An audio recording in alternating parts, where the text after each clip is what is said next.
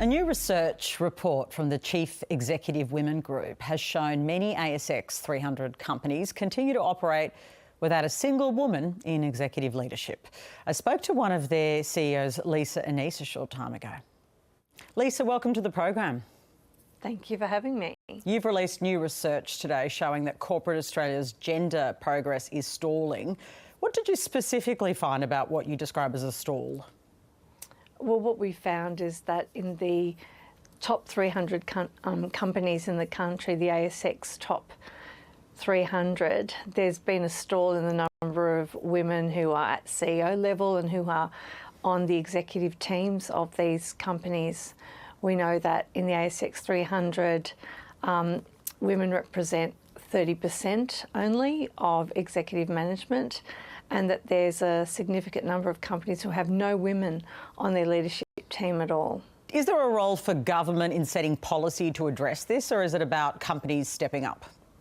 I think it's both. I think that companies need to step up, but we know they're more likely to step up when there are policy interventions. Fortunately, in Australia, we do have the Workplace Gender Equality Agency, who earlier this year passed legislation which meant that companies that report to them, that means companies of 100 employees or more, need to set gender targets in a particular area to advance gender equality.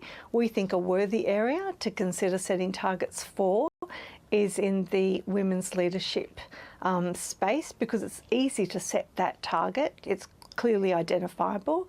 Our recommendation is 40-40-20, 40% women, 40% men, and 20% on balance, either gender.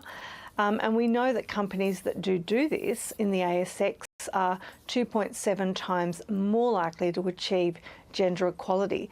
So focus and targets do work, but it requires the will of leadership and boards to make it happen. So is there a role for procurement to play a role here? Obviously, companies interact with government a lot. That means that, you know, for companies that want to get government contracts, do you think gender targets should be part of that story? I think that procurement can be really powerful, and we've seen that happen in different kinds of scenarios. So organisations need to be at least compliant with the Workplace Gender Equality Act to be able to tender for government work. That can be helpful, but it's not the only thing, and it can be a baseline motivator. It's, I think, much more constructive for organisations to understand that gender equality in leadership contributes really positively to the culture, and it can improve productivity in an organisation, because we know gender balanced leadership teams create more flexible, agile cultures which are safer for people to work in. And in terms of the stalling, I mean, we can report, your report can say it's stalling, but do we know why? I mean, the why is always fascinating to me, why we're getting to that point. Look, I think it's difficult to be causal in terms of the why. What we do know is that we're in a global environment where there has been pushback against the very idea that you might want to have as a priority gender equality at work. I think that a lot of Australian organisations have bucked that trend, but no doubt some of it has filtered through into the zeitgeist.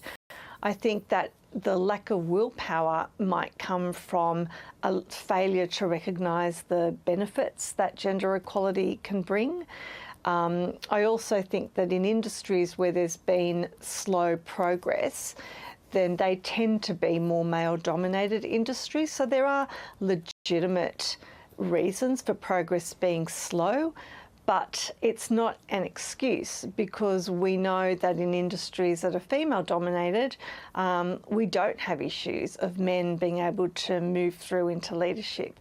So I think then we need to interrogate what's happening at the decision-making table. What kind of biases are we allowing our decision makers to exist unfettered that might preclude talented, ambitious and meritorious women from ascending to the very top? Just on another topic, you were, of course, the former CEO of the Diversity Council before stepping into your new role. Jacinta Nampijinpa-Price's comments about Indian migration has been hotly talked about, and the Indian community is pretty upset.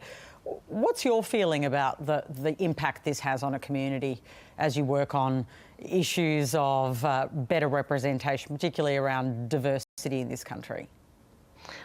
Look, I think that it's really important to recognise that diversity has always been a strength in Australia. We're a nation that's built on migrants, following in the footsteps of the great first Australians. It is absolutely a strength, and it's the backbone of our economy. And I think that anything that disrupts or makes it more difficult to create harmony between groups, I think it's really problematic to try and set us apart from each other and divide us, and potentially can be dangerous if it can lead to vilification of particular groups. That's a really unhelpful way to create a cohesive and successful society. We know diversity is a strength. There's no shortage of research that proves that. So I'm in favour of people who have public office speaking out in favour of that diversity. Thank you so much for joining us. A pleasure. Thank you.